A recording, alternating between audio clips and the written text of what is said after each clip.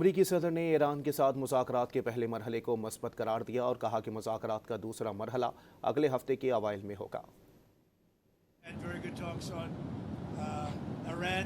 Iran looks like it wants to make a deal very badly. We have to see what that deal is. It'll be different than last time.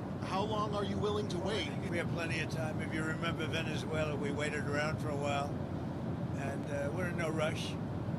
We have, very good talks with Iran. We're doing a lot of good talking, and I think we had the results today were with Iran. It was a meeting. We're going to meet again early next week.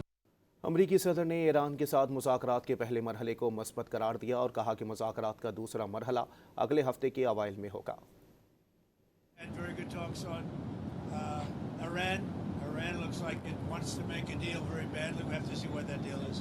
It'll be different than last time. How long are you willing to wait? We have plenty of time. If you remember Venezuela, we waited around for a while, and we're in no rush. We have very good talks with Iran. We're doing a lot of good talking, and I think we had the results today were with Iran. It was a meeting. We're going to meet again early next week.